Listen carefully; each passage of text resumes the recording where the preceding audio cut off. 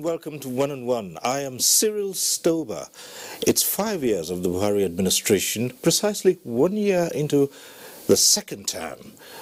The president's second term should see a consolidation of the gains of the first 4 years and a move to the next level. Now, 1 year after the inauguration for a second term, what is the picture like? There's no denying that unforeseen circumstances have brought about drastic changes to so many projections. What is the administration's response? Today, I'm sitting with a member of the Buhari cabinet. He was in the first term and he is in the second term, a key player in the governing All Progressives Congress. Let's welcome the Honorable Chibuike Rotimi Amaechi, Minister of Transportation. Minister, thanks for joining us on One on One. You're welcome. This is the first year, well, first year is gone in the second term of this administration. Let's start by looking generally how it's been. Mixed bag. Mixed bag in the sense that, like you said, there were projections that were expected to meet. We didn't plan that would be COVID. There was no way we could have foreseen that there would be COVID any time in Nigeria or in the world.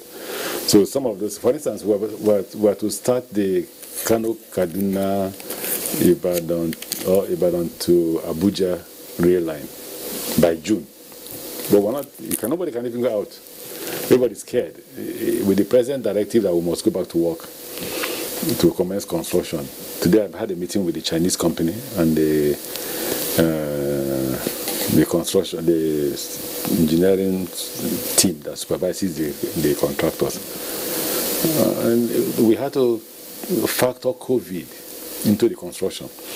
What did we agree today? We agreed that they should commence construction of residencies for our local staff. So we screen, and we need about 10,000. So I wonder how you manage it. But we screen 1,000 and give them accommodation. When they work, you shift them and bring another 1,000. So you continue to screen and keep them there. They work there and live there. That way you're able to control the movement and ensure that you don't pass on COVID to as many Nigerians as possible. But construction, we must. We didn't bargain for all that. Imagine if we had employed 10 to 15 to 20,000 workers or at a stretch. Then you would know that that's a huge impact in the economy. So the economy has been impacted by COVID. Everything, medicine. You ask a doctor, what is this COVID about? He said, I don't know. In fact, one of the doctor friend of mine told me that for him, COVID initially presented with fever, cough, cold. Now they are seeing clot, people clotting. We are seeing people with sore on their toes, on their feet, all sorts of presentations. So the thing is mutating, and it's difficult to challenge it. Now, if that has affected this, it has also affected governance. The number of people who come to work now are not the same number of people who come to work before. Today, in my ministry, the issue is if you have no assignment, please don't come to work. So where you have about 20 directors, you see about 10 or 5 coming to work. What were our plans? The plan was to consolidate on the gains we've done in infrastructure. And most infrastructure ministries like water, like works, like housing, like power, like transportation and all that, we are out there constructing, even though with lean resources, but they were doing well. But now we are literally out of the field because everybody is scared of COVID. So what I told contractors today is that we must learn to work with COVID. You must know that COVID is in existence. They've not found a cure. They've not found a vaccine to protect you. But we must work how to ensure that we don't spread it, work continue with our construction. All right. Okay, so as you said, mixed bag. No one could have imagined that the world would be facing this pandemic at this time. So it has impacted on so many aspects. First, it has impacted on the budget for 2020 and so generally on the economy. And of course, projects have been stalled. Two things that would like to ask here. How would the reduction in budgetary expectations and the reduction in the number of hours put into work affect key projects? Transportation, which is under your purview. The first impact is on finance. So where will you get the money? Where is the money to complete the construction? In fact, what frightens me the most is the fact that we are to construct Bonny to Port Harcourt to Maiduguri rail line with the seaport in Bonny and an industrial park in Port Harcourt, all approved by the president. We are doing the documentations, contractual agreements, holding meetings, we are negotiating with the Chinese company, we are negotiating with the Chinese banks that will give us the loan, and suddenly COVID. So the issue is, where will you raise the money now? We are still pushing to raise the money, but how and where will you raise the money is the basic question we need to ask. Then the projection for us to start Kano Kaduna was June. Now we've shifted it to between now and September. Basically, we've started in the front-end engineering. So the contractor will then be buying equipment, move the equipment to Kano and all that before we commence construction. It's a huge challenge. With the impact on the funds, then not all projects will commence or be completed. The project itself, construction time will be expanded. If we projected that for 3 years we will have finished it, it will nearly be 6 years to finish it, to complete it. That's how it looks. So, completion date has been affected. Now, we're talking about the number of man-hours that would be lost. You do need the bureaucracy to drive whatever, programs and projects that the government has in place. Now, how are you getting about that? I just told you that only necessary workers are allowed in. And what I mean by necessary workers, if you don't have a specific assignment, you can't come in. Secondly, you can't bring in, before, well, about 10, 15, 20 persons are working at the same time. Now you have to choose 5 or 10 persons at a time, which means the speed with which you concluded the bureaucratic documentations will be slower than before. The same impact on time. Yeah, but then doesn't this just mean that it's what people have always talked about, think outside the box? Yes, no one could have imagined that COVID would come, but as minister, member of cabinet, and the government should be appointing people who would now evolve novel ways to deal with issues that may be unforeseen. So Nigerians are asking now, what are the new ways of doing things? What are the innovations that this government can bring to bear on governance so as not to lose out? You've just got 3 more years to go.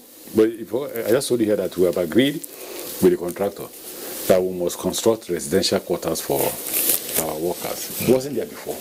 Before they lived amongst the people and came to work. But our argument is that if you screen them and they are negative, and at the close of work they go home, you can't tell what will happen. So to secure the lives of people, we are now going to build residential quarters for them. So imagine rooms or houses for 1,000 workers. In fact, for 10,000 workers. Just imagine. The same thing, we're going to do construction of residential quarters in Lagos. Lagos, we are nearing completion, but we just can't continue. Why can't we continue? Because the workers are not there. So what we've agreed, both in Lagos and in Kano, is to construct about 1,000 houses each to accommodate those workers. That's thinking outside the box. And that's an increase on the cost of contracting. So if before it was 10 billion, you have to add another 100 million for the construction of houses, which wasn't there before. That's thinking outside the box. We just didn't fling our hands in the air and say, oh my God, this is COVID. But we said, okay, while they are looking for vaccine, while they are looking for cure, we must work. And to work, the easiest way to work will be to test everybody. If you can get 1,000 persons that are not infected, put them in the quarters and get them to go to work from the quarters and feed them. That's how it's going to be from now on until there's a cure or there's a vaccine for COVID. So it's a new normal. The new normal is that they wear this to work. They'll be tested before they're employed. They will leave within the quarter and come to work every day. At the close of work, they go back to the quarters. There have been suggestions about how this can be carried out. To whose cost? When we get to the bridge, we'll cross it. That's the question everybody's asking. The contractor has asked whose cost. We have asked whose cost. But we'll resolve that. We are still negotiating. Today is the first day. Well, you're still negotiating? Yes, on that. Because that's an extra cost on the cost of the contract. But then this administration would have to find the money somewhere to execute the other projects which are being affected by, the main commodity is not selling anywhere now in the world, so these are tough times. If I want to be escapist in that question, I would say, well, my job is to construct. The job of the Minister for Finance is to do for the money. But they did have to do for the money. Yes, but then you're part of the administration, and again, the question would be that your party made a commitment, and so somewhere along the line, whatever challenges the government faces, your party would have to come out with innovative ways to support the administration that was elected. But even you as a Nigerian, you will certainly know that it won't be easy to raise money by now. I don't know who was saying today when we were being interviewed that even India has said no more, you can't export rice outside India anymore. Before, the normal was, oh, we want to sell to the outside world so we'll make more money. Now, government are saying, no, we won't sell. We want to feed ourselves first. We want everybody to be alive first before we can sell. So the focus is on local market. Right. Exactly. The local markets are extremely important, but you also need to get the produce to where it is necessary.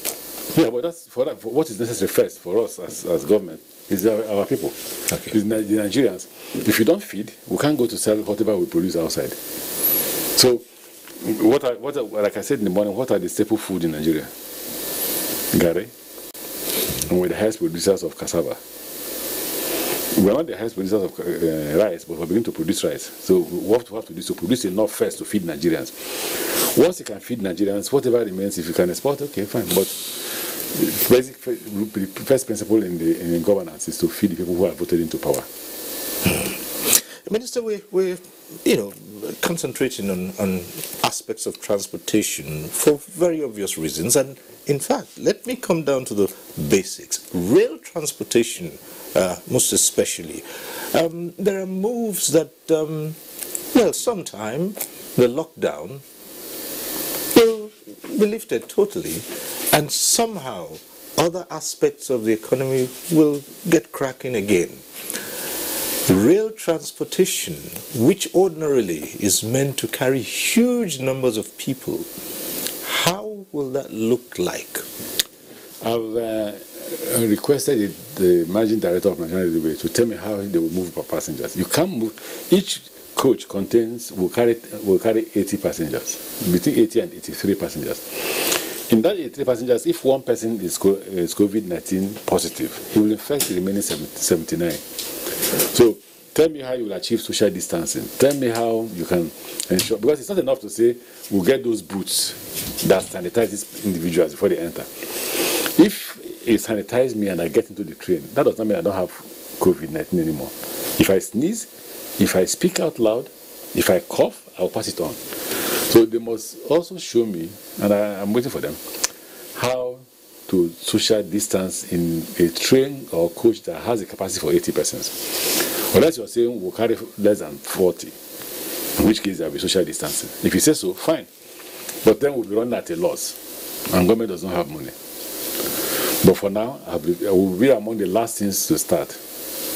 Once they say that they've lifted the lockdown, we will be among the last. So these are very trying times for the transportation industry. Very challenging times. Okay. And you need transportation to function globally so that the economy can keep. Because without transport, you go nowhere. Even the revenue for crude can only come in when there is transportation.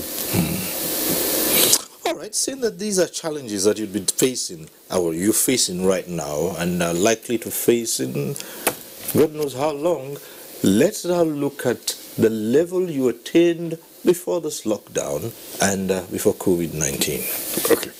Well, you're aware that we completed the Abuja Kaduna rail line and we're running. There was so much pressure on it that even though there was pressure, but we had broken even. We spent between 93 million to 90 something million for operational expenditures. Now we are making nearly 203, 205, 210 million naira in a month, which means we have not longer funding from government budget.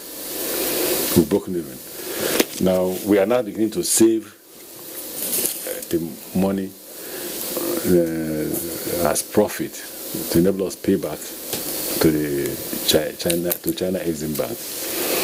But the coaches were bought for 300 passengers per day. As at the time COVID came, we were conveying 4,300 passengers per day. Not a month, per day. Before, it used to be for a month. So, because we are conveying 4,300 passengers per day, we've broken even in a month. We are bringing in another set of 10 coaches with 2 DMUs, that's diesel motor engines, units. They will be introduced in Lagos, they'll be introduced in Kano, Kaduna. We bought over 32 to 34 coaches which have arrived already. We have almost completed the Lagos to Ibadan. In fact, we've completed the track from Ebute Meta to Ibadan. We've completed the tracks. We've commenced work and nearing completion from Ebute Meta to Apapa Seaport. So what we have is just finishing touches on the stations and then completing the Ebute Meta track to the Apapa Seaport for that to be ready. We will soon, before September or October, commence work on the Kano Kaduna axis. While between now and December, we should have also commenced work from Ibadan to Abuja. We have also completed Itabe to Warri, and we're running, but COVID has stopped us. I think my last journey outside Abuja, I used Itabe Warri from Abo back to Itabe, and then I drove to Abuja. Now, a number of those lines had started running, but surely along the lines you would have noticed so many things you would need to fine-tune and change. Now, Nigerians see this period, challenging as it is, as a time when you can now address all the shortcomings you had noticed in those lines that are already open, so that when eventually they come back on stream, you would have, in addition to preparing for things that you would have to live with, social distancing and the rest of them, you would have taken care of some of those issues before. The major issue was e-ticketing, which was even approved by the federal government before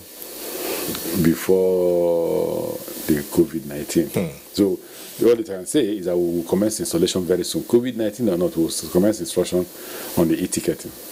And it comes with security. What we currently have is an open space, people just walk into after buying their ticket, just walking.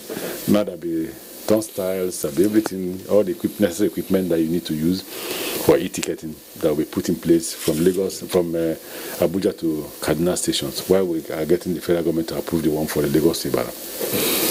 Would you not need to modify some of the stations? Because perhaps the Abuja Idu station would be something of a model, but not so for people who travel from Abuja to Kaduna and they see the station. They are still largely. Don't forget that the Kaduna station, what you refer to as Kaduna station, is called the Gasa station. Yes, it was meant for 20-30 passengers.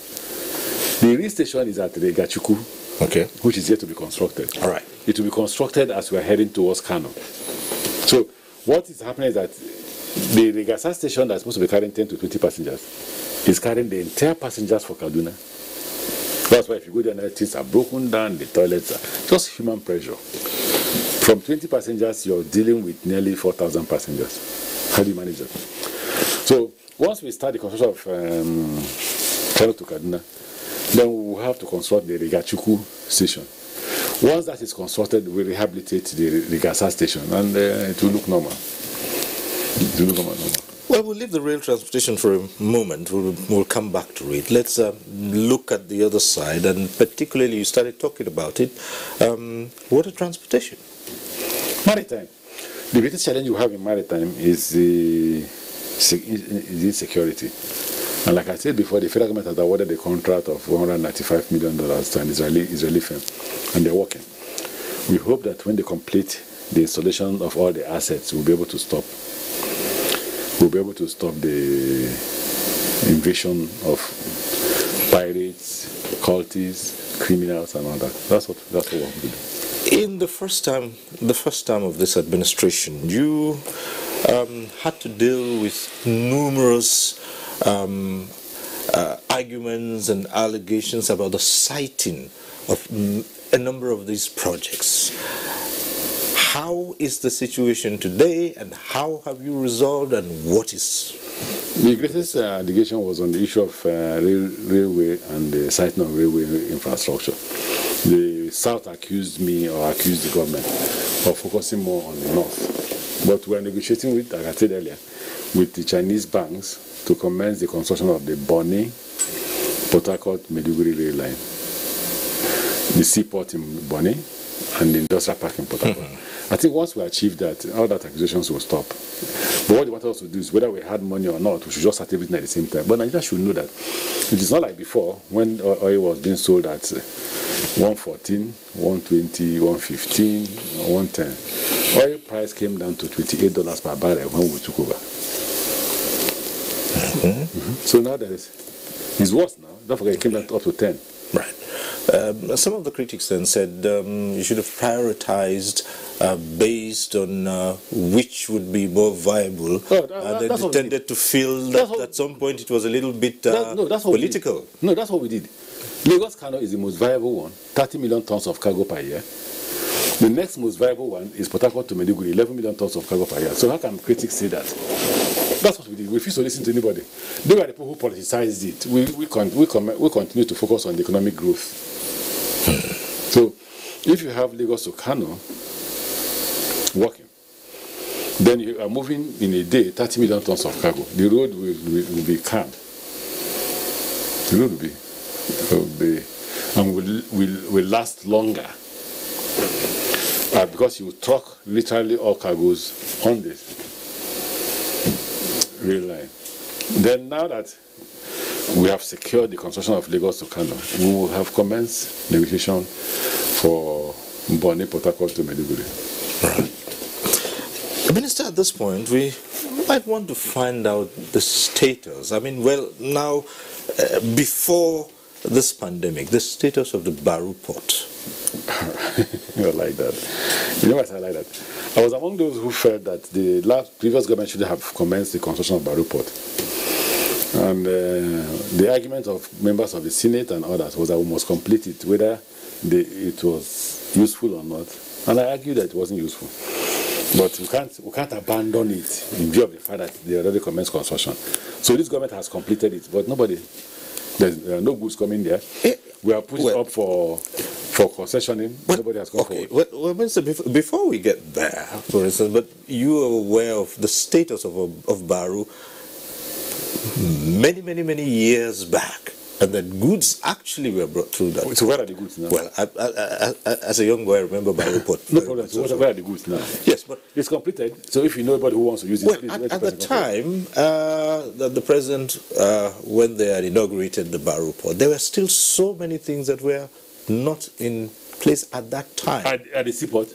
No, not just the port. Well, the port was inaugurated, but access. I'm not the Minister for Works. But the access to... I'm not the Minister for Works. So wouldn't that be the reason why goods are yet to come in? As you said, because that's not it. if people bring goods to that port, how will they evacuate them? If anybody tells me, I want you to concession Barrow Port to me, we'll ask the federal government to do the road. Because you can't actually move those goods if there are no roads. But as I'm talking to you today, nobody has approached me on Barrow Port. Why? The draft is 3 meters, about 2.5 meters. So no vessel can go there. When you were talking, the draft was above 6 meters. So the only way you can get to Barrow Port now is by barge. So how do you move it? Where are the vessels? At the time you're talking, there were vessels. Why are there not vessels? But now, there is no vessel that will do 2 point, unless it's flat bottom, not even vessel, flat bottom, what do you call those this thing? And there must be 3 flat bottom. So what do you intend to do about the port? You have huge investments in Barrow. No, I don't know. It's a difficult question to answer. Difficult question in the sense that unless we dredge or do something about River Niger, it will be difficult to manage it. And I've spoken to my colleague, the Minister for Water Resources, who is currently doing a study on what to do with River Niger to increase the water level. If we increase the water level of River Niger, then Barrow will be useful. How long do you think this would take? I don't know. It's not my minister that's doing the study. The study is being done by Minister of Water Resources. Until they complete it and do the construction that will engage more water into River Niger, it will be difficult to get any vessel to come to Barrow. Perhaps this might be a point to ask the status of the other ports as well. If you might just take them, one by one. There are some of the river ports that are either constructed or being constructed. Onitsha Port is completed. Yes, but so what is the status of the Onitsha Port? The Onitsha Port having been completed, we are concessioning. That one, we've seen people battle to get the concessioning of Onitsha Port. We have the Lokoja one is under construction. Right. The one in there's this one in Imo State. Where is this place?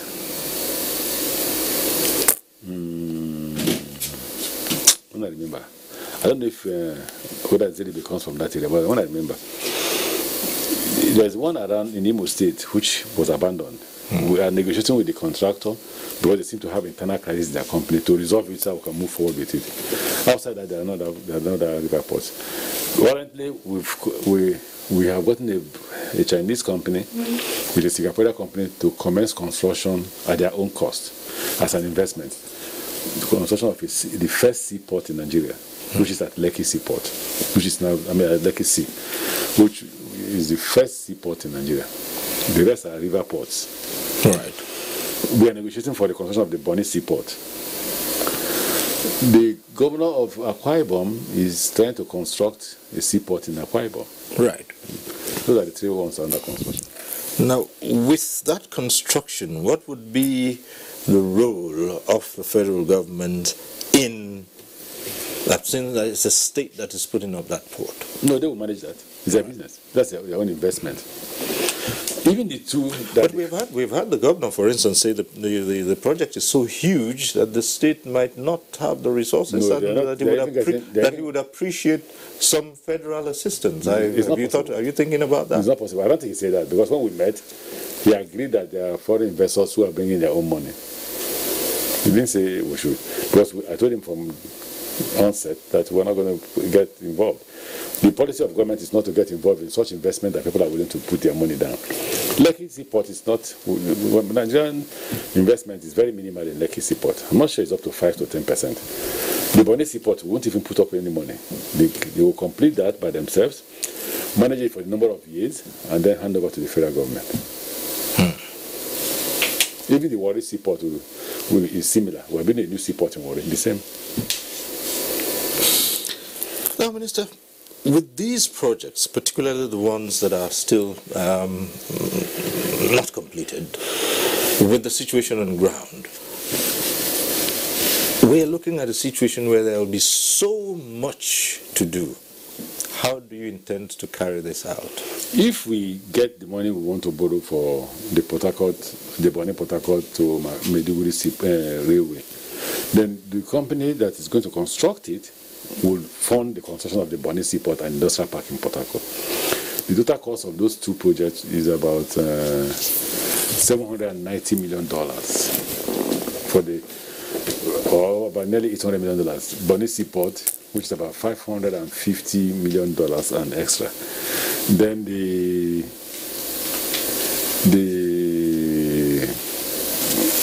Industrial Park is about $290 million. So if you add the two, it's about $800 something million. That's as an investment by them.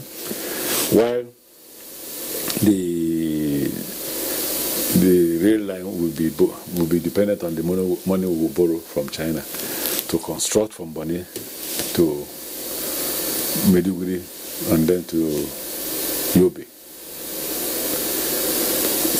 That I think we may not complete in our tenure, but we will certainly start it. I'm sure we'll complete Ibadan to Kano in our tenure. I'm sure that we will complete that. But the rest, when the next government comes. COVID-19 has come in and it has affected so much. And so many projects, so many government projects are likely to be affected by this pandemic.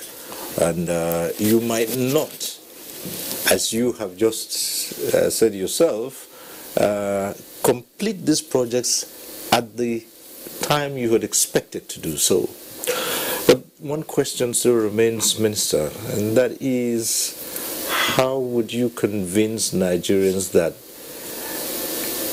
any drawback would not just be blamed on COVID-19? Because some would say, well, it's so convenient now to say COVID-19. No, don't say that. Don't say that. You before the COVID-19, you saw that I was literally living in Lagos because I was pressurizing the company to complete the project on time, and they were to complete it in May. By March, they had run away, not out of the country. They ran straight into their quarters. That's where they are today. They've not come out. So it's not as if we don't have workers. They are there, but they can't work. Two, it is not our benefit that it's not completed. If we don't complete it, another government will come and complete and cut the tape. Who want to cut the tape? So Nigerians will recognize that we complete. In Nigeria, you don't remember those who started the project. They don't remember who commissions it. So basically, it is to our interest that we complete them. But we're saying, if COVID-19 continues the way it's going, then we can't hasten. We can't ask these people to increase their speed, because the number of workers you want to use on site are not the actual number of workers you want to use that will be available to you because of COVID-19. I just told you here that for Lagos Ibadan to be completed now, we needed 1,000 workers just on one site. The station in Ibutemeta, 1,000 workers. But put 1,000 workers in that site. Only if one person alone has COVID-19, the rest 999 persons will be infected. Is that what Nigeria is looking for? The answer is no. That's why everybody is afraid of a second wave. So I'm asking the professionals, the experts, tell me how we can manage this. How do we live with COVID-19 and do our construction? What we came out today, in the meeting we had today, was instead of 1,000 workers just in that building, we can hire 1,000 workers for all the stations we're trying to finish. Maybe allocate about 200 to that building. Slowly, they will complete it. In that case, you have social distancing. While you allocate the remaining 800 to other stations along the track. Then, for us to start Kaduna Kano, you need more than 20,000 workers. More than 20,000 workers. Certainly, you can't take 20,000 workers to site. If you do that, you will, if one person comes with COVID-19, you will infect 19,999 persons. So the best thing to do is to hire 1,000 workers, quarter them, build a house, build a quarter for them, quarter them there, after testing to know that they are negative, and take them to site. When they complete their specific assignment, you ship them out and bring a new set. That's what we decided to do from today. All right, as you work out how to handle that, perhaps you might have to have specific periods within which you would keep testing the workers, perhaps every 14 days. How will they get all the equipment to test them every 14 days? Well, like if you camp them, then how will they get the COVID-19? Because nobody is coming in, nobody is going out. All right. Well, Minister, this next batch of questions are on the political front. And we're asking you for the main reason that you led the president's campaign and, as they say, you got him re-elected. But it has not been easy for the governing APC. Been so many wranglings, intra-party crises. How has your party resolved it? Because Nigerians say, look, if the governing party is engulfed in a war within itself, surely this might have some effects on governance. I don't know if I told you before that I'm not a politician. I'm the Minister for Transport, so yes, I know that, but you, like I said, you led the... Once the election is over, your assignment is over. Right. So your focus is now on transportation. But you still remain a key member of the yeah, but I'm not aware if they have crisis. Yes, but the issue is, are party squabbles likely to affect governance, or have they affected governance? No. What's the business of party and governance? What's that? Every minister has been given his responsibility. You go and deliver your responsibility. What's your role in the party? Okay, tell me what role I've got to play in the party. They will come into a meeting. Oh, settle the quarrel. What quarrel is that? But my friend, I'm working. They have a national chairman and the national working committee. It's their responsibility to settle if there are disagreements. Their responsibility. What's been the president's feelings about all of this? If you might give us an insight into I'm not aware. His workings. Honestly, I'm not aware. The whole thing, this pandemic, how it has impacted on his government. And, he doesn't. I think even him seems to have found a solution. What I see is that seems to have found a solution. I sit back and I get a letter from the president asking me to brief him about Ibadan to Kano. And I was like, during this pandemic, but I had to go to the office, we had to write a memo, we had to brief the president. In response to our brief, he gives us a directive, go back to site. Gets Minister of Finance to release money, $280 million, so we can go back to site. The implication of that is that he's telling us, look, COVID has come to stay, my friend, go and work. Find a way to manage COVID and manage your responsibility. That's the implication of that. So the president is forward-looking. He wants to achieve the objective of developing infrastructure in Nigeria. Like he usually says, we can't compete with South Africa in terms of infrastructure. It's shameful. Despite all the resources we've gotten, we filtered it away. So the little we have, let's not sleep because of COVID. Let's learn how to see how to manage COVID and manage our responsibilities. Do you think that the people are unduly pressurizing the government into certain things? No, even the government needs to be under pressure because the feeling of the government is that we shouldn't have been where we are. What happened to all the money we made from oil? What did we do with it? Why haven't we built decent hospitals that can deal with issues of COVID and all that? We have trained a lot of doctors, yes, but most of these doctors were not trained by government. They were trained by individual families. Why shouldn't we have institutions that can train good doctors enough for the country? Why are we among the countries looking for medical doctors when we had a lot of natural resources? Who are those people that are harnessing these resources and putting it in their pocket? As DG of campaign, I usually tell people that what can make us unpopular is not lack of performance. It's when the president stops this rent culture, where, okay, I'll give you an example. In the past, we finish interview, you invite to interview the minister, wonderful. As the minister is leaving, he drops some money for the team. It's no longer there. Well, that doesn't happen in some institutions. It happens in some, but not all. No, I didn't even call it. I say it's an example. Okay. Now, so when the minister drops money, everybody's happy. But there are situations where minister's friends will visit the minister in the past, and he calls DFA, give me $100,000, and they give him. And then he gives to his friend. His friend goes home, pays the child's school fees, gives the wife $10,000, gives his mother $10,000, gives his father. That's the economy. So the mother goes to fix the door. The wife pays school fees. The father buys car. That's the economy. We are not productive. The economy was just a consumption economy, which is based on rent. But now things are changing. Because you go to see a minister in the office and there's no money to give you. Because if he takes money, both he and the DFA will go to jail. So Commonwealth is left for the common people. And the common people means all of us. Well, as you plan to consolidate on the gains of the first 4 years and looking ahead to what's left of the second term of this administration, which you're part of, what are, well, you mentioned, you said food for Nigerians, for the citizens first, but of course, beyond that, there are other issues which you would definitely lay the, you'd work on, lay the foundation for, even if you cannot conclude them. What would be your priorities? No, I think the economy will greatly run under commerce and agric. Contract won't work. Commerce, because whether you like it or not, you want to feed, you want to buy things, you want to buy utensils, you want a lot of things. So those who engage in commerce will do good business. The next thing is that everybody must eat. You don't eat, you die. So you either die of COVID or you die of hunger. So these are the two basic focus that every government and businessmen will deal with. The next thing is that if government gets money, infrastructure is essential. So we must continue to deal with power, we must continue to deal with roads, we must deal with railway and all that, especially health infrastructure. And government is focusing on these.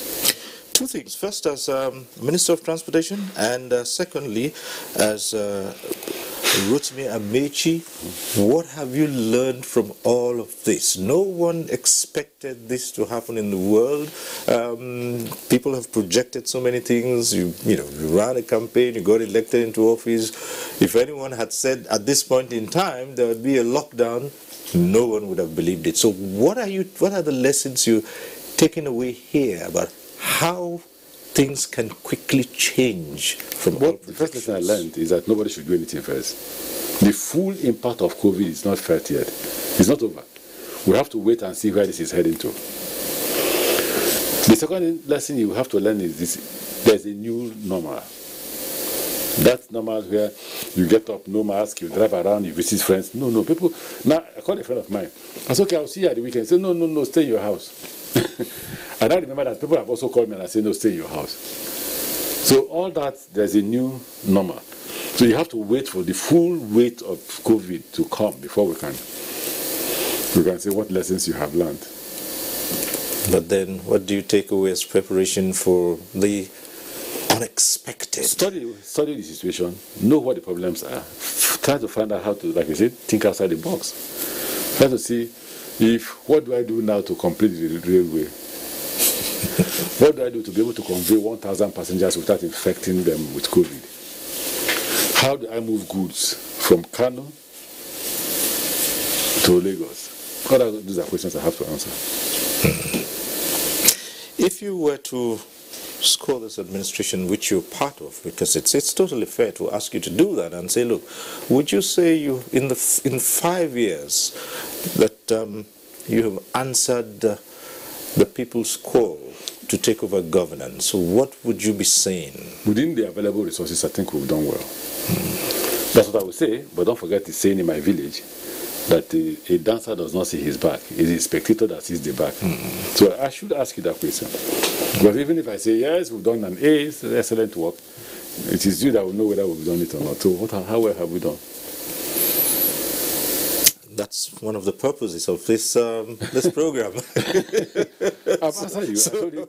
For me, who is a participant, I would say, yes, so from the first time, yes, you had enough steam, well, you would say that, and you'd say, well, COVID has come in now to throw a spanner in the works, and so beyond COVID-19, we were able to assess ourselves at the end of the second time. But for now, what we're doing is studying how to work under COVID. Nobody's going to wait for COVID anymore. We really have to come out and manage COVID. Minister, on the final note, how cooperative. Yeah, you said you've been talking with the partners, the Chinese, and arranging on how to get back on track, literally speaking. What's the level of cooperation that you have received from these partners? Well, I'm asking this for a specific purpose because, as you know, a lot of Nigerians are now on edge, and they wonder about this project that is largely driven in consultation with China. Well, one thing the Chinese has done well is that this didn't impact too much on their economy as compared to the rest of the world. The Japanese economy has gone under recession. The German economy has gone under recession. In Africa, they don't say whether they've gone under recession or not. They say, our Minister of Finance said there will be 8.9% negative growth. What that means, I don't know whether it's recession or depression. South Africa says 20%. So it's a huge challenge. But because the Chinese economy is still running, we are hopeful that they will give us the loan. We are talking with them, they are agreeable to it. If we get it, we'll continue construction, we'll create employment, we'll move our cargoes and develop our infrastructure. You wouldn't be drawn into giving a timeline when you think you could, resolve this issue of how to get things working again. Me, tomorrow. But it's beyond my control. Well, the one that is within your control, you did say you've been talking with the contractors, and of course... It's not even within my control. Right. In the sense that the Chinese government decides whether their citizens will go out or not. It's not. I remember under COVID, I told them that I wanted the train to be taken to Abuja Meta to convey some journalists who were debating that it's not true. That those trains they saw were overseas. We just did photoshopping. So I said, okay, move the DMU to Abuja Meta and let them carry the journalists to Ibadan. Let them see for themselves. He said, Minister, sir, this DMU is in Papalanto. Kindly send Nigerian drivers to come and drive it themselves. And I asked why. They said the Chinese government has said no citizen of China should be found outside. So even this, they have to resolve with their government. We can only wish you the best, and how you decide to resolve that. But frankly speaking, there are those who would say, well, they're still wondering how. I keep coming back to this same question. Just how? Until we meet with there's something that would come out of, something, more like a ray of hope about something, even with COVID. Not to meet with the Chinese. I've told you one of the suggestions we made today. One of the suggestions is a Nigerian suggestion.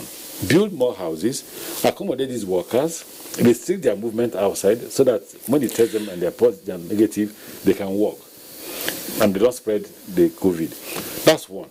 Secondly, we've told the consulting engineers and the Chinese companies to go back home, think of the way forward and come back. So we're waiting for them.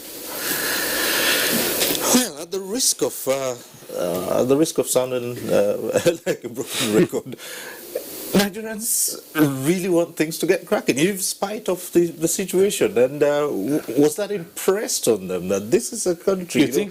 Other countries of the world, they have developed infrastructure. They should be worrying about how to, revive those ones. But this is a country that wants that infrastructure. Those countries did not build those infrastructures when there was a pandemic.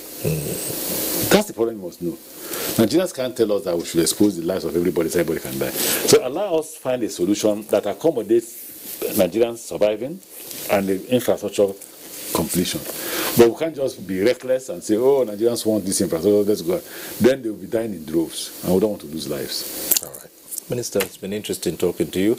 We can only hope that soon some way will be found out of COVID-19, and we might ask you to come again and tell us how you've been able to resolve these huge challenges about putting so many people back to work in the face of this pandemic. We'll do that. Thank you. Thank you very much. Right. Thank you very much for coming, Nando. Right. Well, that's our program today. We thank you for watching. Next week, we'll reach you again on One, and next week we'll also be looking at another aspect of the Nigerian economy and 5 years of the Buhari administration. Until then, I'm Cyril Stober, and I say, stay safe.